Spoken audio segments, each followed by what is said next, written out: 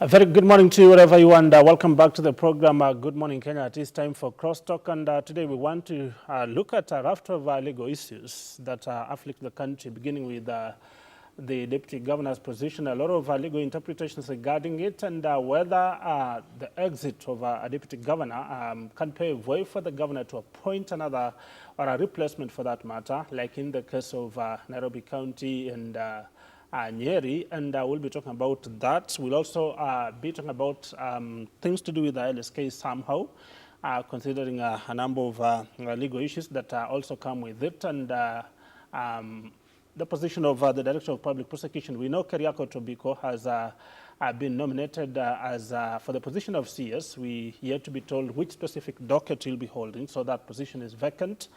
We'll be talking about that as well. In studio with me is none other than two learned friends, beginning with Nelson Harvey. Good morning. He also wants to become the LSK president, and he has a number of challenges. We'll be talking about them. Karibu sana Nelson to the program. Yes. May to understand, this is the first appearance on KBC? Yes, this is the maiden appearance. I don't know why KBC had not sorted prudent to invite me much earlier, but I'm very grateful to come and speak to the people from the country's best station. Thank you so much. Karibu sana to the program. And Moses Sikuta is also a lawyer and a law lecturer for that matter with Kenyatta University. Karibu sana Moses to the program. Thank you. Always a pleasure to have you in studio with us as well. Let's begin. You have any questions for this gentleman? 22162 is our SMS line. At KBC Channel 1 is our Twitter handle. My Twitter handle is at Mato Bahati, and I'll be more than glad to sample some of your comments regarding what is happening when it comes to legal issues in the country. Let's begin with Nairobi County. And only a few days ago, Nairobi County Deputy Governor, that is Polycarp Igathe, resigns. There's a lot of interpretations being given, left, right, and center regarding his decision to quit. Remember that he has given a notice of resignation by January 31st. We never know whether there'll be some sort of reconciliation or whether it's going to ultimately, leave office. But Nelson, let's begin with a tweet I saw that this was about 23 hours ago. Yes. You did tweet that Governor Sonko should not be held hostage by racketeers who never sought people's mandate to serve Nairobi County. Let him appoint a replacement for Polycarp Igathe and move on. Based on which law? Now, the election of governor is tied to that of deputy governor. Ideally, it is the governor who nominates or appoints his running mate. It is his absolute discretion. Mm-hmm. So that upon being elected, and in the unlikely event of the deputy resigning as it is in this case, the law has not contemplated what should be done. Neither has the law prohibited the governor from appointing a deputy. And in law, it is a principle that which the law does not expressly prohibit is impliedly permissible. So this is a situation where a practical solution has to be taken to ensure that the deputy's position is filled. And in my view, which view finds a lot of legal support in other jurisdictions, what Governor Sonko has to do is to nominate somebody suitable to deputize him and take over the job. Now, there is a lacuna which legislation was intended to fill. There is a bill that has been drafted and it's yet to be debated in Parliament. It will have ensured that in the eventuality of something of this kind happening, and we have seen even in Nyeri we don't have a deputy governor, then the governor is supposed to appoint somebody and forward that name to the county assembly for deliberation and adoption. But if the law does not make provision for a solution, man cannot live in anxiety forever because man preceded the law. The law is supposed to serve man. Mm-hmm. We cannot say that we are in a situation where we can't have a solution. There is a solution. Governor Sonko was elected popularly. It was quite evident that even during the period preceding his election, there are many interest groups that did not want him to be governor. And it's quite clear that to secure those interests, they procured somebody to deputize him. And when this is not working, the best way is to jettison the ship and make it difficult for Governor Sonko. Mm-hmm. But my plea to Sonko is that you are popularly elected. Don't listen to these shenanigans from racketeers. Fanya kazi yako, Governor. Mm-hmm. Moses, a very interesting interpretation, perhaps, that that which the law does not prohibit becomes permissible. Do you think Sonko, and I want to believe we are also referring to Article 182 of the Constitution, do you think Sonko has the leeway to appoint, or even Nyeri County Governor, for example, has the leeway to appoint now that he became governor? How is what is your interpretation regarding that matter? As my learned senior said, you see, the Constitution and the County Governments Act recognize county governments as corporate entities. You know, and as a corporate body, you see the rules of corporate governance comes in.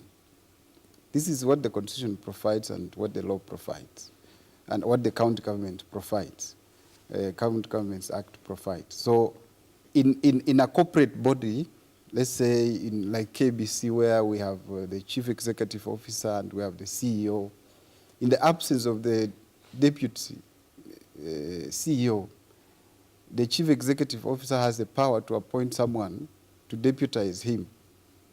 And so the same applies to the county government, to the county government. But in the case of KBC or corporate bodies that you're referring to, one may argue that in those cases, the express laws are stating the same.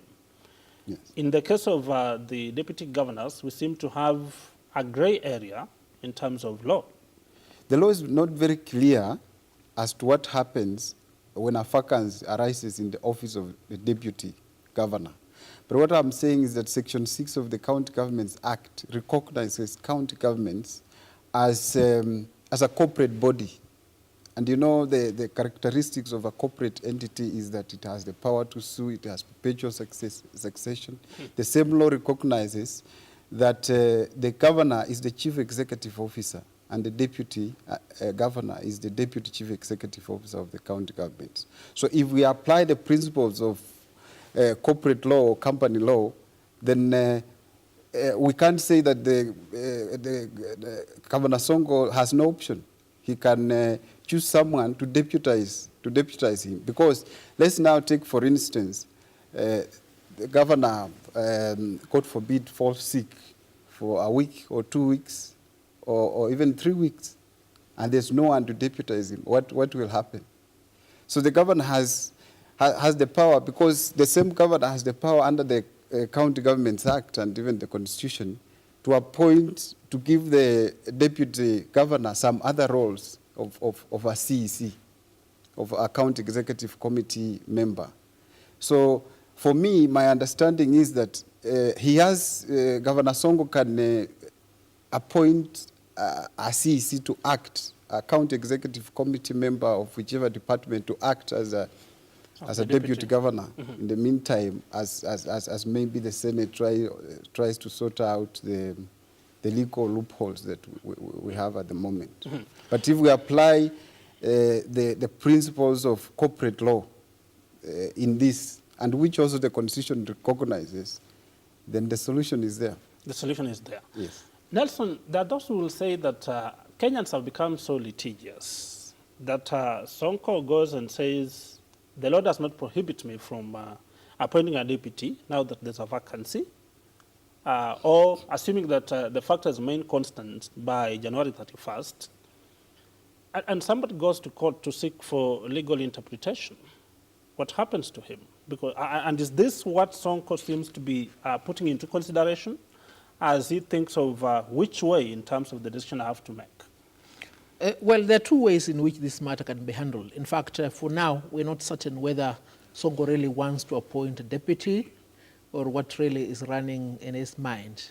But ideally, in administration, and Sonko now has the responsibility of either going to the Supreme Court and seek an interpretation as to what he should do, or do that which he should do, and in the event that somebody feels it is against the law, that person will go to court and seek an interpretation to prohibit Sonko from proceeding with the decision that he has made. And now the pragmatic situation would be, let the administrator take an action to to deal with the situation at hand. And then thereafter, the court will interpret. But having seen the background of how the problem has emanated, it is least likely that the court will want to interfere with the action of the governor, because the court cannot suffer a wrong to go without a remedy, because the action of the deputy governor resigning has in actual fact sabotaged the operations of the county government. It is not expected of the court, however loud the lamentation of a litigant will be, to put the county government in a precarious position. But how does where it put, it can't function? Mm-hmm. Yes. How does that put the county government in a precarious position when there are those who argue that deputy governors seem to have no role under the constitution, that I don't want to refer to them as how some others refer to them, that they are almost merely like flags? No. A deputy governor is like a pedal in a bicycle. If you are right-handed, your concentration will be on your right side. But remove the left pedal, and then you discover you cannot cycle. Mm-hmm. Look, for instance, like the deputy president or the vice president we used to have before the current constitution. They look to be very useless until a point in time that the president dies. Then you realize how important it is to have a vice president. So to that extent, it must be understood the office of the deputy governor is very important. It cannot be belittled.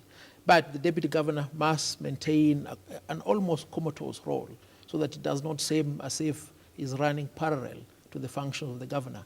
So unless and until the eventuality of him assuming office arises, like in the case for Nyeri, when the governor was deceased, we may not be in a position really to understand how important that role is.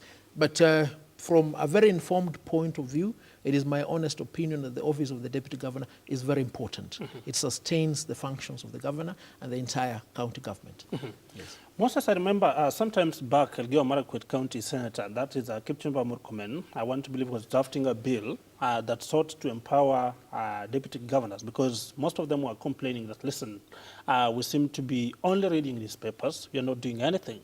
Do you think there's need to empower deputy county governors? And if so, what is the possibility that that can also open another, Pandora's box in terms of having a lot of rifts between him or her and the governor? You see, at the moment, what the law provides is that the deputy governor deputizes the governor. The governor. Mm-hmm. So in other counties where the governor wants to make the deputy governor a bit busy and constructive, you'll find that, and the law provides for that he appoints him or her to act also as a county executive committee member.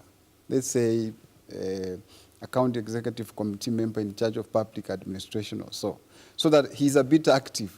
But if he's not given such a role, then and the governor is there, he has very few roles. So unless, as my learned counsel said, a vacancy arises out of, like the case of Nyeri, is when you realize that the deputy governor is a very important person. But administratively, when the governor is there, if he's not given another role as a CEC, it is now up to the governor to decide what. And so the question is, should we legislate to empower the deputy governor so that he does not have at the mercies of the governor? Because we saw what happened in Machakos when we had that rift between Bernard Kiala and Alfred Mutua. No, I don't think so. Look, it's like the situation in England. You just have to wait until the Queen or the King dies. It's as simple as that. You cannot say that we legislate to have Prince Charles or Prince Harry have more power, almost synonymous to the powers of Queen Elizabeth. It can't happen, and it won't happen. It's as simple as that. Yeah. A deputy governor is a deputy governor. If somebody in the name of Kiala thinks he needs to exercise more powers than his boss, he'll be sent home. It won't happen. Yeah. So in my opinion, the law as it is right now sufficiently provides for the functions of the governor and the deputy. In essence, it means the deputy shall toe the line and follow the direction of the governor. Otherwise, if you empower a deputy governor to have almost a parallel role, then the government of counties will not function. So way forward, the best thing to do is just to provide for succession of a deputy governor and a governor in a very elaborate manner so that we don't have a lacuna as we have right now. You remember when J.F. Kennedy was killed, his replacement was sworn in immediately as he was being flown back to the capital. And the government continued systematically. Now, the constitution that we have is very nascent. There are many issues that the drafters may not have contemplated. But as we encounter problems of this kind, we're able to see this is where the puncture is. Let's repair it as we continue with the journey. But let's not have a situation whereby we are replacing the pneumatic wheels of a bicycle with wooden wheels that cannot facilitate the journey. Yes. Yeah. Trying to empower the deputy governor will not work. It's something that's not permissible. And so, what does the bill that we are waiting to have in Parliament regarding the position of the deputy governor and trying to cure some of the grey areas that we have with respect to him or her leaving office or resigning, like was the case of Igade, seek to cure apart from the resignation of the deputy governor? Does it also talk about some of the challenges? No, the only provision that this bill will bring into the management of the county government is just to provide a forum where the appointment of the deputy will be deliberated. Because you see, initially, when the governor goes for the election, he appoints a deputy. And then the people, through the ballot, endorse the deputy in the same manner that they have endorsed the governor by electing him. But you see, we have a situation whereby midway the term, that dual mechanism where these two individuals are sent into office has been interfered with. You can't go back to the electorate, but it's presumed that the electorate, having elected members of the county assembly that have constituted now the legislative mechanism that enables the operations of the governor, then the best forum is to have the county assembly discuss the issue, consider the appointment by the governor, and approve or disapprove. So that is the only extent to which this new law will have effect on the operations of the county government. Yes. It is actually coming just to make a clear provision as to what happens should a vacance in the office of the deputy governor arise. Is what is the appointment procedure to avoid the situation that we are in now. Yeah, I don't think it will come up with anything else. So, there is no way you can say that if you empower the deputy governor to be as powerful as the governor, then you're having two bosses in the same office. And the problem we have is that some deputy governors come and they want to have the same ambition as the governor. The people elected the governor, they didn't elect the deputy governor per se. But they were a pair. Yeah, but you see, what the law says that it is the governor who will nominate the person who will be the deputy governor, then IEBC will gazette that particular person. But otherwise, the person who is elected as the governor is the governor. Yeah. So when you come in the office, and if you look at, for example, the previous Nairobi City County government, the then deputy governor, you have to lie low, yeah, and wait for the governor. You have to have the same. Yes. Otherwise, you won't have. Look at Machakos, for example. If you want to nurse the same ambition as the governor, then you're in trouble. But obviously, once you're a deputy governor, you'll always have those ambitions. And that's the question I was asking. Is it time we moved away from working at the mercies of the governor? If he feels you are becoming so powerful, he does not assign you. You see, I gave you an example of, and this is the best practice. Like in national government, we have what we call Mongoso. Mongoso is a creation of the State Corporations Advisory Committee, which provides for legal and governance audits after every 2 years. And it provides for how the boards of state corporation should manage this particular state corporation, and where we have the chief executive officer and the deputy executive officer. You cannot seek to empower the deputy chief executive officer to have the same role as the CEO. The organization will collapse. So he has to remain the deputy CEO.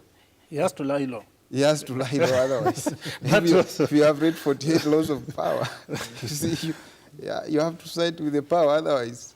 you won't survive. Yeah. Things won't be well. Yeah. But in the case of Igathe, there are those who are even asking, now that the law seems to be silent, Nelson, Yes. as he resigns, who does he address the letter to? Is it to the governor? Is it the Speaker of County Assembly? And under which provision does he do that? Well, the letter has been addressed to the governor. To the governor. And copied to the Speaker of the County Assembly. It's okay. I don't think the procedure and technicalities really matter. Yeah. It's like somebody telling us, you didn't fill Form 24 or a Combe did not formally forward this letter. I mean, the chap said he wants to go. He's got to go. It's as simple as that. Yeah. So to that extent, subject to the expiry of the set out time, I think it's as good as done. Mm-hmm. Yeah. Let's talk about a little bit about the challenges you're having before I cross over to the question of the questions of LSK. Yes. And we thought that perhaps the challenges you're having in terms of devolution and the MCAs, you know, roughing each other will end with the 11th Parliament. That seems not to be the case, or the inaugural county assemblies. That seems not to be the case. From where I sit, Moses, what do you think? Because we have seen, only the other day we saw members of county assembly, you know, engage each other, physically so, in Kericho. Yesterday we saw this in Murang'a. What do you think is the best way forward in terms of minimizing this kind of physical combat so that we engage in what I can call intellectual combats? You see, the Constitution has provided for, you know, ethical standards of a state officer, and the MCAs as state officers. So the law is there. We also we even have the Leadership and Integrity Act, and of course the Constitution provides for national values and principles of service. And for counties, there is the County Assembly Service Act, which provides for conduct of such kind of persons. So the law is there. It's only that people have refused to act against such kind of errand. Because it sounds ideal. People, but also in a political environment. You've seen even in South Africa, you know, even in our own national government, National Assembly, what happens, or the Senate, when there is a heated debate. Yeah, but that one, for the MCA, is an issue of ethics that they need to comply with. Maybe we need to, you know, what the Ethics and Anti-Corruption Commission has forgotten is that it's not there only just for purposes of corruption, but also to make sure that the ethical standards of the people who occupy our public offices comply with the provision of the Constitution and the laws on leadership and integrity. So a whole chapter on leadership and integrity in the Constitution. Yes, and also what the Senate and maybe the Council of Governors and all other stakeholders need to realize is that right now, as happens in state corporation, as I told you, is that there is need for you to carry out what we call legal audit, legal compliance audit after every 2 years, to establish the existence of any gap in the law.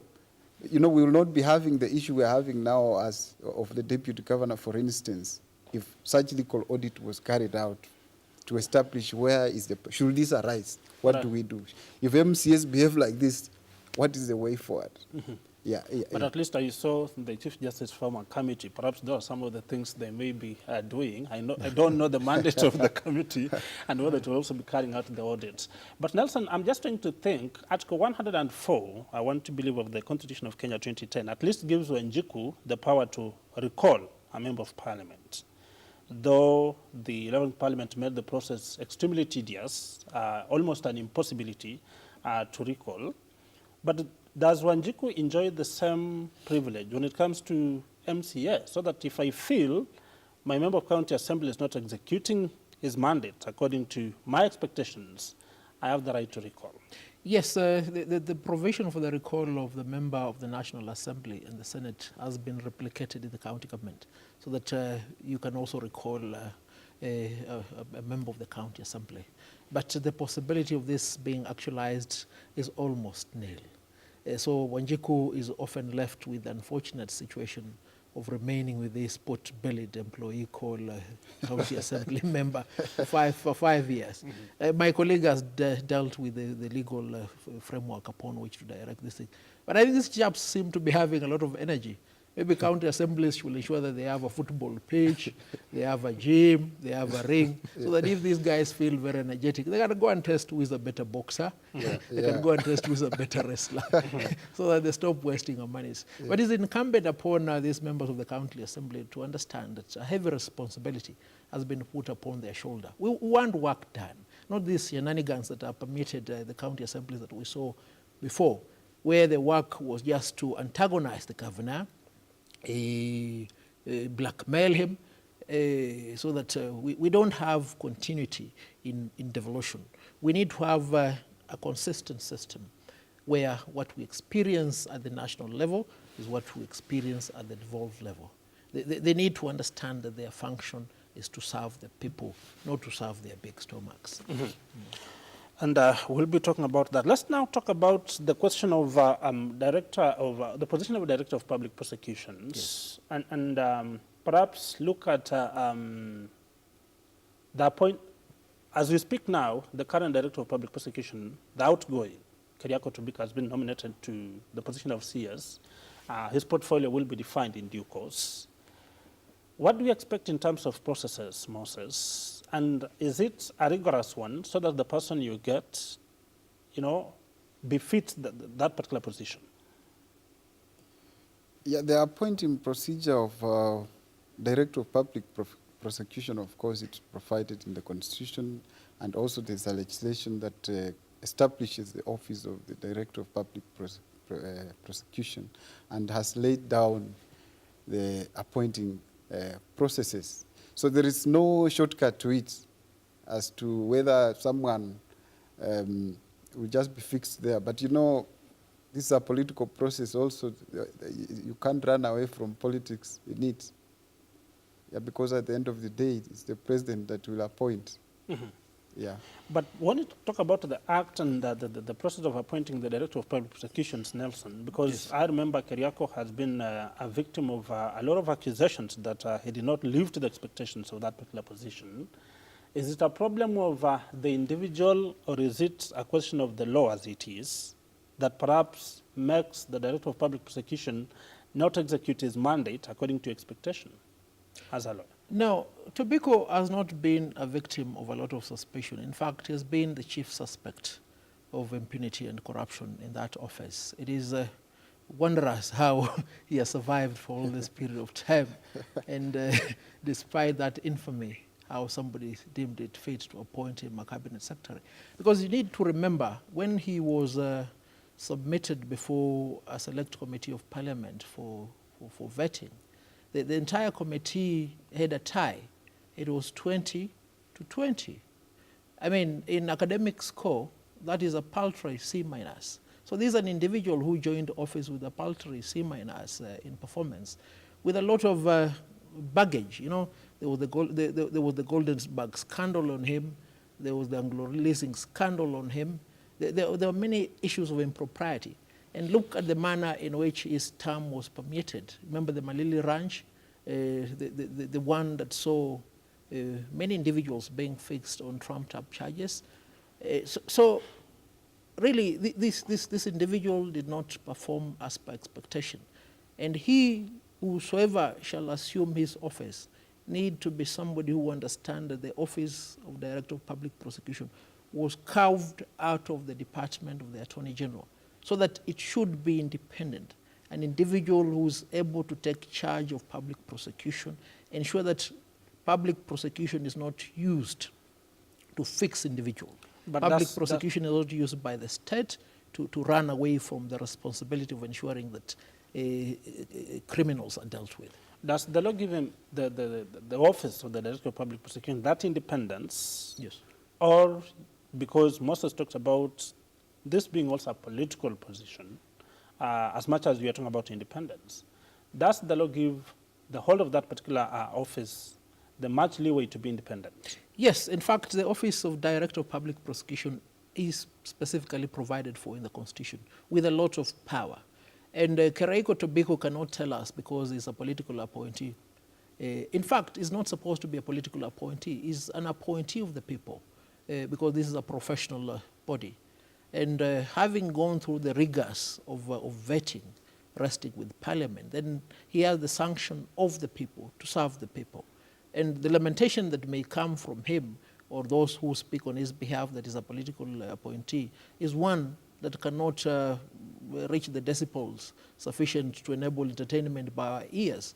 Reason being, we have seen directors of public prosecutions worldwide exercise their powers. We've seen it in the United States of America. They even take the president to court. We have seen it in Israel. We've seen it in India. We've seen it in South Africa. But Kenya seems to be a country where you can only be rewarded for doing the wrong thing. And there is no better explanation of looking at that than looking at Keriako Tobiko.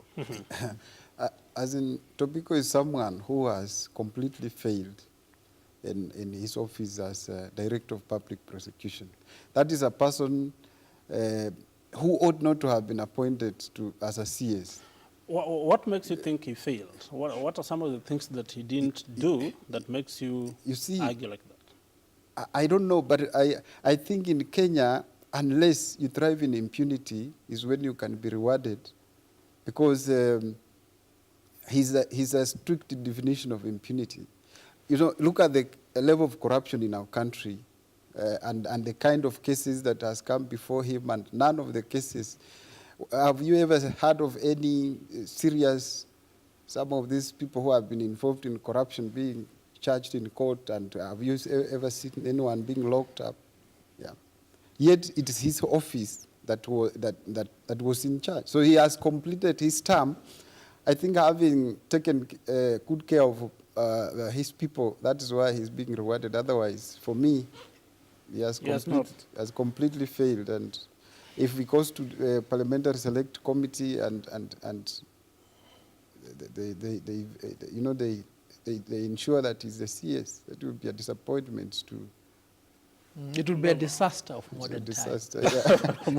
We wait to see what will happen. And he did talk about political processes and legal processes and where the two meet. So that's another question. Perhaps it's you can do a paper on it and talk about it in future discussion. Kenya, if you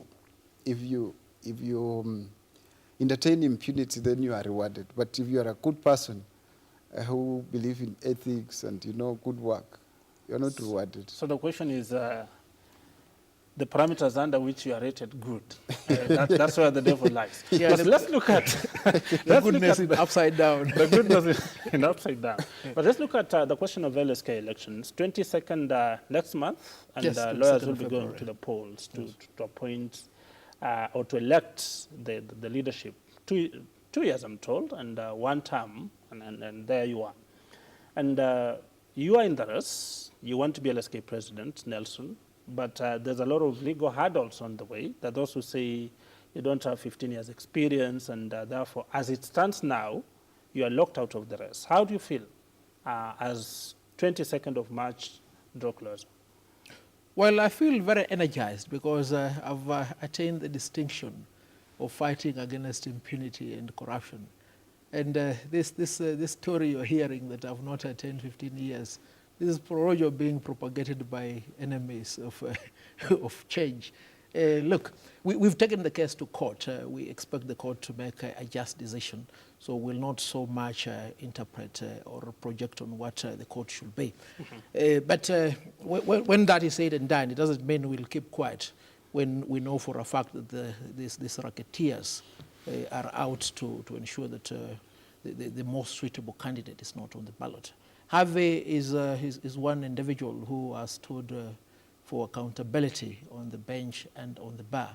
You remember at one point in time when corruption had permeated the judiciary, I came out and lodged a complaint against Justice Joseph Mutava. LSK took up many other complaints against this judge. And then this judge, using his great connections, was able to compromise most of these complaints. And LSK just withdrew. Mm-hmm. But when the tribunal that was formed and chaired by Justice David Maraga, assumed business on this issue. I was the only witness that testified in this matter, and my testimony was upheld, and the judge was sent home. That is one contribution that has made towards accountability of the judiciary. Then, as regards Keriako Tobiko, when his impunity had really reached fever pitch, I made a complaint to the Public Service Commission to constitute a tribunal to remove him. But as it often happens in this country, when you target a big fish, they will always create a big pot for that fish to escape. So he escaped, but we're still in court to ensure that the Public Service Commission does the correct thing. There are many other areas where I've contributed. I've fought for the freedom of the media. You remember when Walter Menya was being fixed for exposing the rot and impunity that preceded the campaigns last year. I was the one who went out to ensure that the freedom of the media was not interfered with.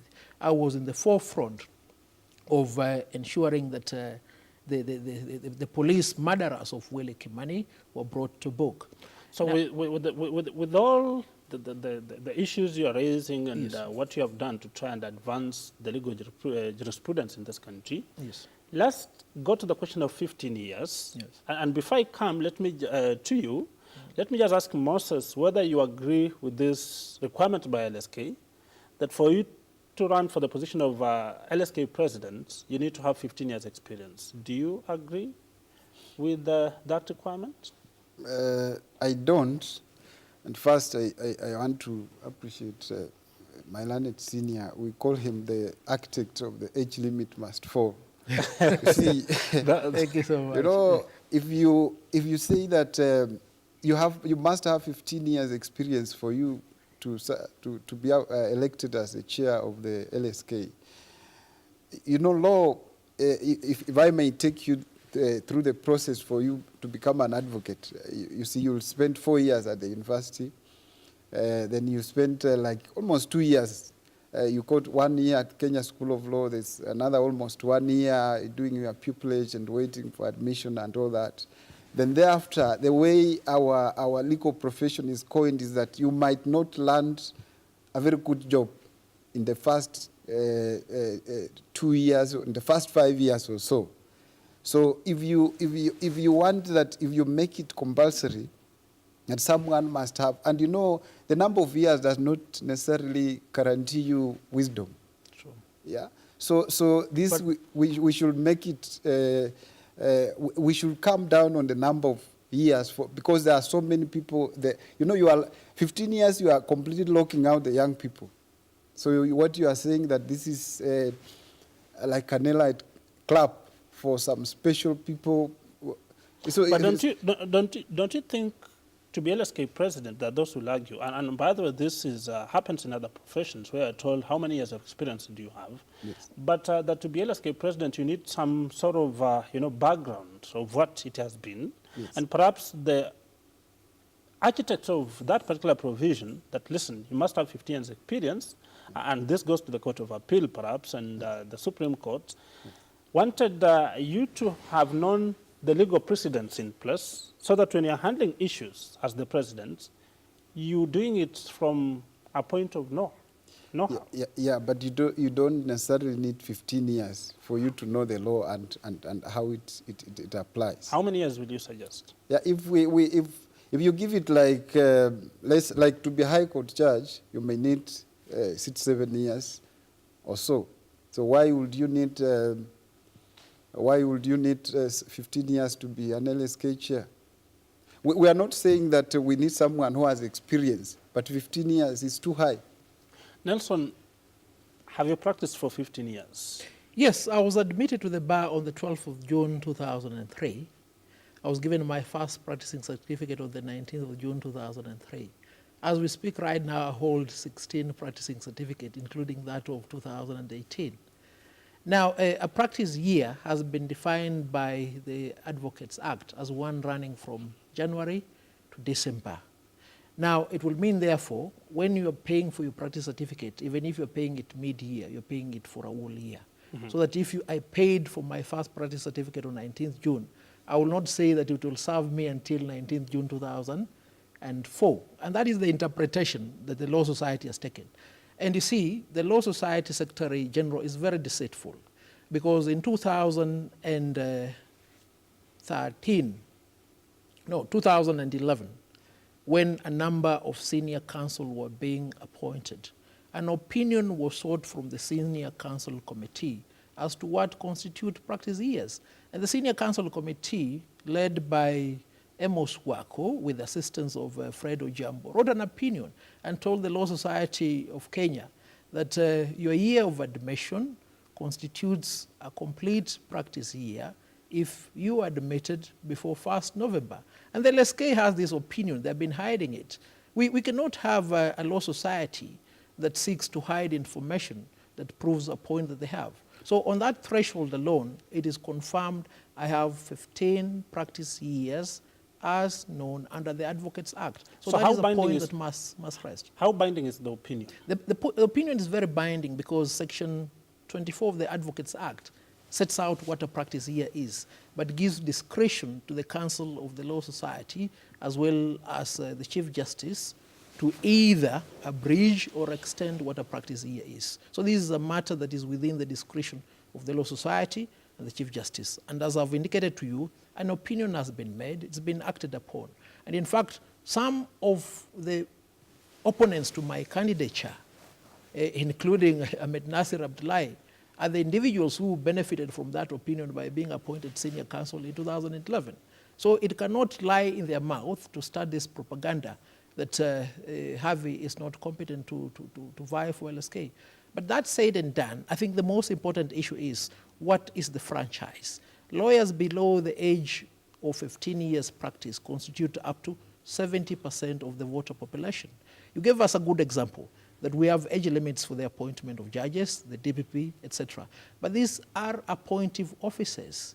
Office of LSK president is an elective office. And even in England, where we borrow most of our laws, we don't have any restrictions on age. And more importantly, there is no legislation all over the world that limits the age limit for elective offices within the Law Society.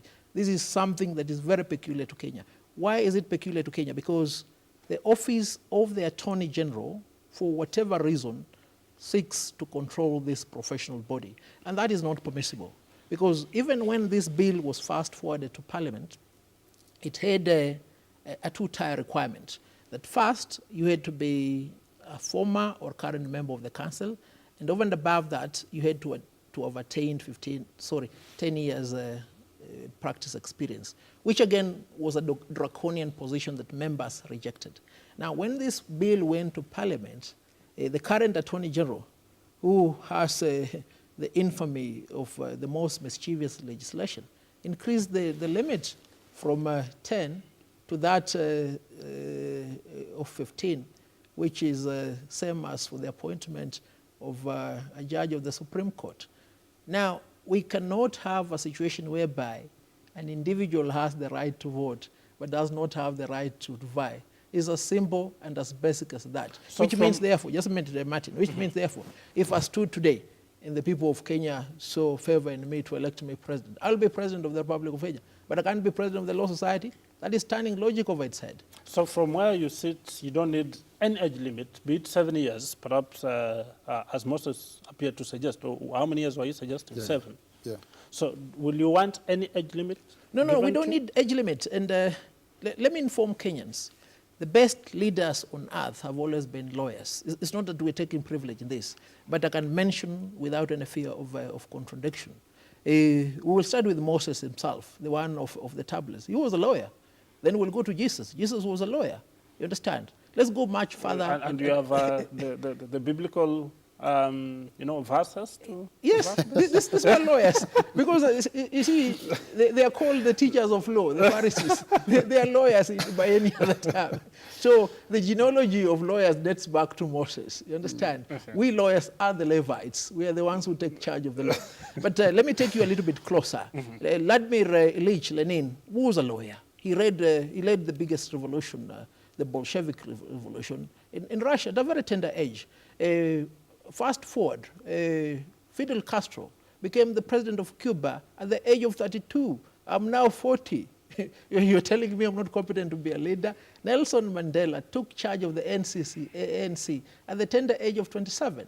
And we've seen what has come out of these leaders. But there is this practice, especially in Kenya, where there's an elitist club of senior lawyers who have constituted a cartel. I've christened this cartel the jury junta. They want to control and manipulate everything. They want to make it difficult for young lawyers to get out of Kenya School of Law.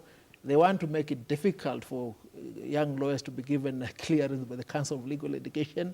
They'd impose a 2-year mandatory practice requirement that you need to practice for 2 years before you set up your firm. I mean, all those ridiculous things because they want to entrench themselves. But if a majority of the lawyers below the age of 15 are 70, then we will deal with this thing. Whether or not the court determines in our favor, doesn't matter. We will go to the AGM of the Law Society of Kenya and pass a resolution that if we young lawyers have the right to vote, then we have the right to vie. So this is a call. It's a ship that has left port. It must reach destination. Yes. Moses, the question will be, while they seem to be raising fundamental issues, and I'm talking about Nelson and the other young lawyers, because a few weeks ago we had some of them here, and we listened to the grievances. But one will argue that we had the last LSK elections. If this is 2018, I want to imagine 2016. And that is a long time when we should have looked into some of these issues. Is it a question of too late? Because we're only talking about less than 3 weeks and we go to the ports. So are we putting the judiciary into, a tight spot in terms of litigating these issues? Because they seem weighty and those which may require a lot of time too. Yeah, you see, as my learned senior said, the legal profession has been held captive by some cartels. Now, these cartels are the ones who are supposed to, initiate the compliance issues, the issues like now what we have, the issues of young lawyers taking charge of the, some offices or the office that as a LSK. So the cartels, of course, don't want that to happen. Yeah. So they will not want to promote any kind of change that is likely to benefit some of the young lawyers or the young lawyers, so to speak. And the problem is that now going forward, a group of young lawyers, they are becoming, when you look at the population, they are becoming, there are so many.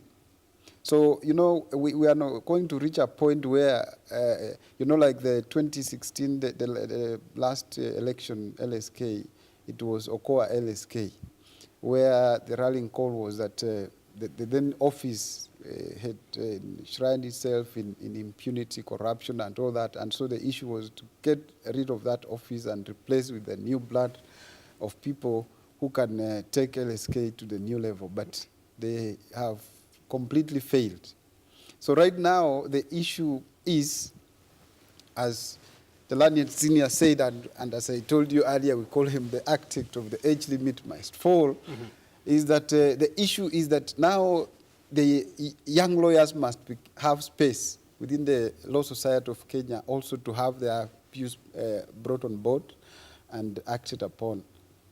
Yes, as opposed to the council being run by a few elitists and old, and people who don't want change. So this is more of a generational war. Yes. Now, Martin, you posed a very good question. You said, why are we trapping the court because it's so close to the election? We're not trapping the court. This issue was brought before the court in 2016 when the first election under the new act was undertaken. And Justice Weldon Korir gave a directive to the Law Society and said, make rules and regulations to govern the conduct of the election so that we don't have these problems. But as I've told you, these cartels will sideline these rules. The rules have not been made up to now. You understand? When we attended the AGM last year in March, the council told us that they had constituted a committee to make the rules. By June last year, the committee had finished its job to completion. Now, the council schedule a special general meeting for 11th of November for the approval of these rules. And because we thought this council had poorly performed, we included other agenda in that SGM, including questioning how they'd handled the arbitration center, how they'd handled themselves, their partisan approach, always contradicting each other.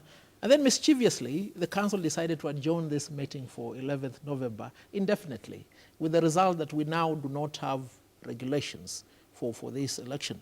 And then the Secretary General of the Law Society, who has always been used by this cartel, mischievously constitutes herself into the electoral body. The Secretary General of the Law Society does not have power to conduct nominations or to direct how an election should be done. Did you raise the issues with the Secretary General? Yes, that's the reason why we'd required a special agenda in the meeting of 11th. We were to deal with the issue because the regulations provide that we will have an elections board. The elections board will be constituted ad hoc 2 weeks before the date of the nomination. The elections board will undertake the nomination. The elections board will take complaints in respect of that nomination. The elections board will be in charge of the election. Now, even if you are to put aside the age limit, the 15 years, we cannot have an election without regulations and an elections board. It is as simple as that. And anybody within the LSK who beguiles himself that we'll have a credible election without regulations and boards, I think he's just put a nose on his neck and is waiting for somebody in the name of Mercy Wambua to tighten it. On our part, I think as the young lawyers who constitute about 70%, we should not participate in this charade. We need a credible election. If Kenyans, Wanjiku, Juma, Wasike, Onyango, can demand a just, free and fair election under the Constitution with an elaborate scheme, how come learned friends should subject themselves to an election without regulations and an elections board? It shouldn't be allowed to happen. Slay Queen. Somebody calls himself Slay Queen on Twitter, at Luo Slay Queen. Say, watching Good Morning Kenya from Rongai. I love the discussion at KBC Channel 1. I want to appreciate you very much. James talks of ask Nelson what Isaac Kero has not done that he will do if he takes over as LSK president. James, you seem to be tempting me to give Nelson a platform to campaign, but I'll give you an opportunity to try and state some few things. But before you respond to that, Moses, what has LSK, the current leadership, done that you are happy with, and what has it not done that you are not happy with, that will determine how you vote come March 22nd? What the current leadership has not done is that, you see, the LSK is supposed to be, what should I put it? You know, it should be the voice of the people on so many legal issues that happen in our country. You see, even the issues we are grappling with, including that of the deputy governor. Yes, it's the LSK that should be at the forefront, championing for such issues, trying to find out what are the loopholes that exist in law and how do we cure. We are not sure whether they played a role in the bill that is likely to be presented to Parliament. If they have played a role now, if they it is too late even. Yeah.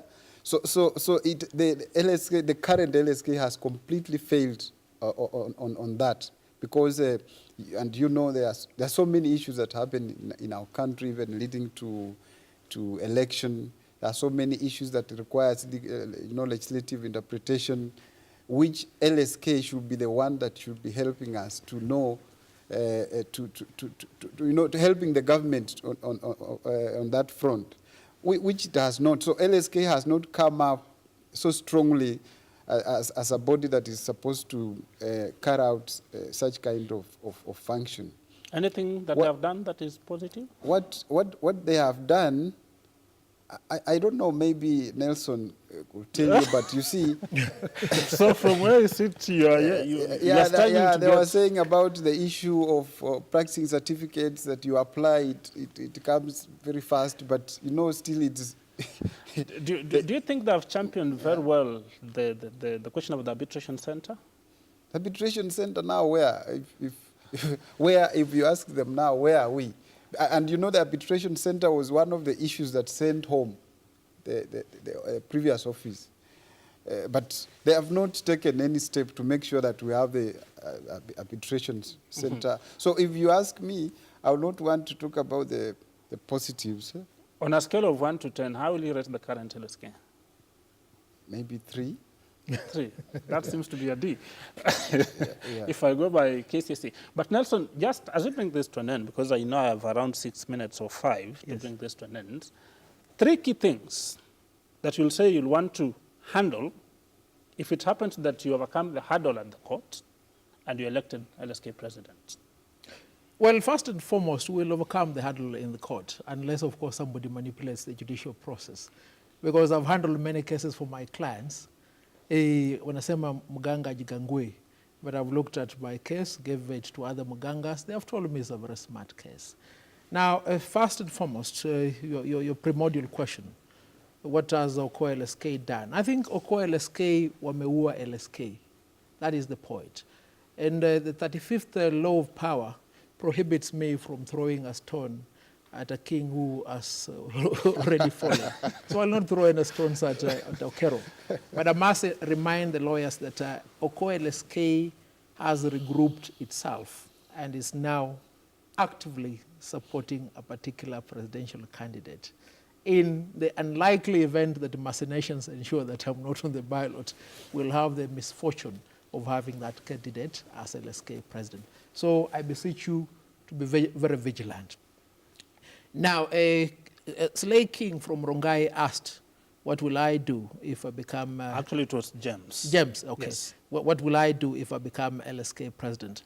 Look, James, look, there are 2 types of leaders. There is one leader who tells the people what I will do, and there is another leader who asks the people, what will you do for us? I've talked to lawyers all over the country, and they have told me, Harvey, we have seen your track record of speaking boldly and forthrightly. We have seen you take head-on judges who have been full of corruption. We have seen you take head-on the DPP. We have seen you take head-on everybody.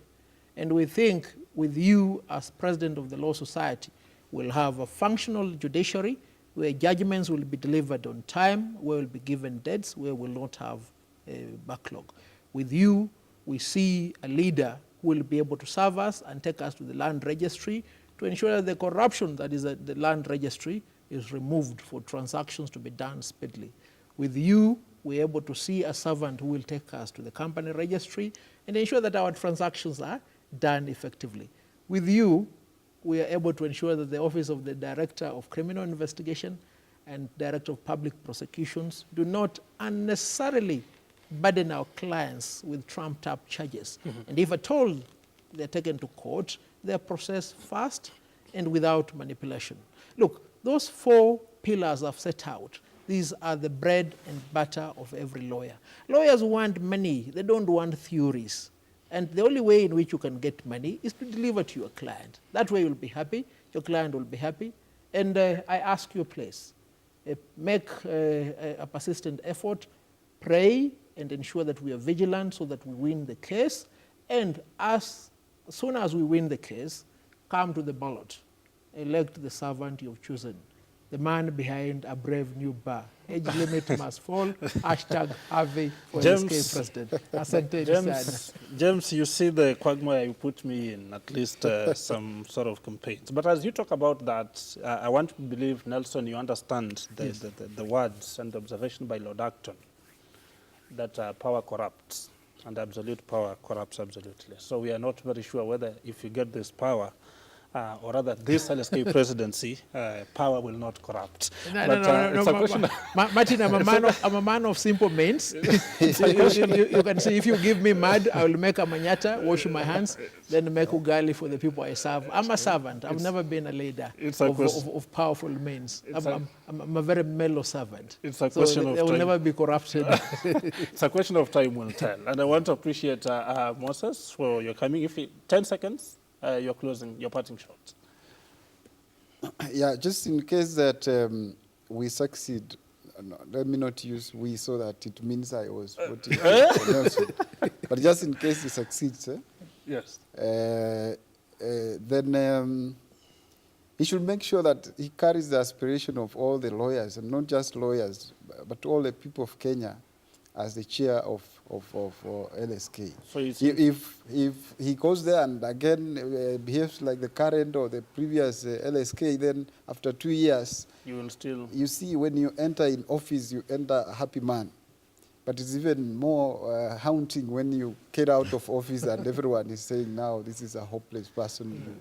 Thank you. Yeah. Thank you. But otherwise, I wish you all the best, Council. Yeah, Thank you so much. I want to wish him all And the this best. is a revolution, actually. So We a wish... revolution does not succeed in one day. We have to fight. We wish you well as you do that. The only thing I needed to question is when he says lawyers are looking for money, because the assumption is learned friends have money. But thank you, Nelson Harvey, for getting time. I got no money. I will have given you some.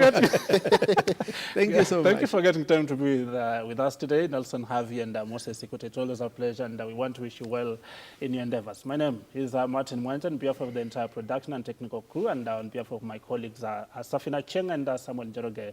Let's do this again tomorrow, God willing. Do enjoy the rest of the programming. Bye-bye for now.